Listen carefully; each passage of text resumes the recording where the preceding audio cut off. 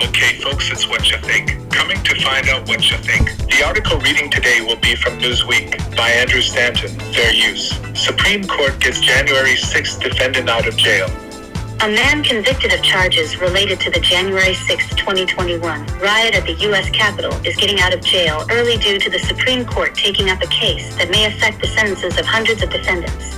Kevin Seafried, a man from Laurel, Delaware, was sentenced to 3 years in prison for a felony conviction of obstruction of an official proceeding, as well as 12 months and 6 months for misdemeanor charges. The Department of Justice said that Seafried, as well as his son Hunter, were among the first to enter the Capitol and were photographed carrying a Confederate flag while inside.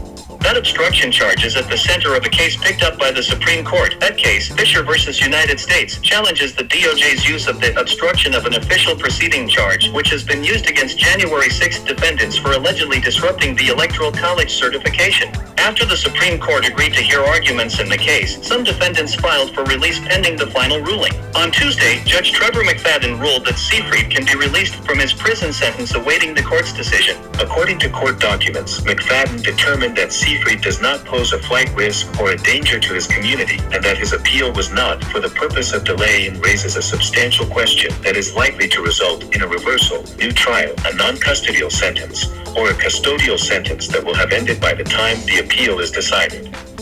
He noted that at least 4 Supreme Court justices are interested in taking up the challenge to the DOJ's obstruction charge use, and that if the court rules in Fischer's favor, it will almost certainly mean that Seafried's analogous conduct did not violate the obstruction law.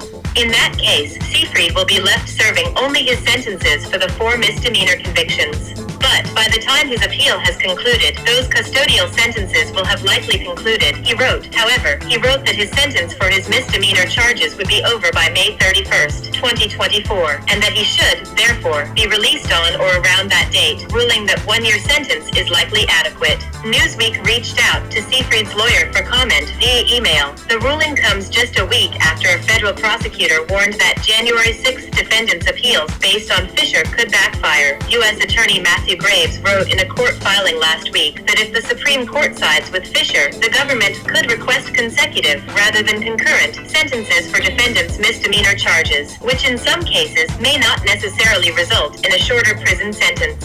The filing states the calculus on resentencing would necessarily change, and a reversal of the 1512 conviction could increase the aggregate sentence on the remaining counts. McFadden addressed this concern in his ruling, criticizing federal prosecutors for relying on the speculative claim that, without the felony conviction, the court would convert Seafried's concurrent sentences to consecutive ones. One person commented on this article saying, "Does this mean every prisoner who does not pose a flight risk or a danger to his community should be released from jail? Because that's the exact opposite of what conservatives have been whining about for years. I saw no bond requirements either," another right-wing hot button. So essentially this one judge is saying that as long as a convicted criminal keeps appealing their conviction, they can roam free among the community with no penalty or bond. That's the opposite of justice. Another person commented on this article saying, Kevin Seafried, 51 years old, Laurel, Delaware. Kevin Seafried was the man photographed carrying a Confederate battle flag inside the Capitol on January 6, 2021, according to federal investigators.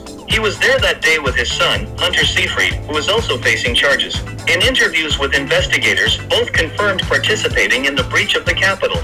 Investigators reviewed a video on Twitter that shows Hunter Seafried punching out glass in a window in the Capitol complex after others in the crowd broke it with a wooden 2x4. Seafried told agents that his son was asked by another individual in the crowd to help clear the window because he was wearing gloves.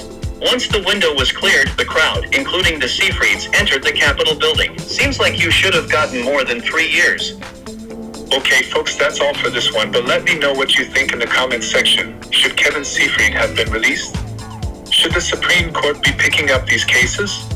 Should this guy have gotten more time? Let me know what you think in the comments section, and until next time, stay prayed up, staying blessed, and keep pushing forward. Shalom.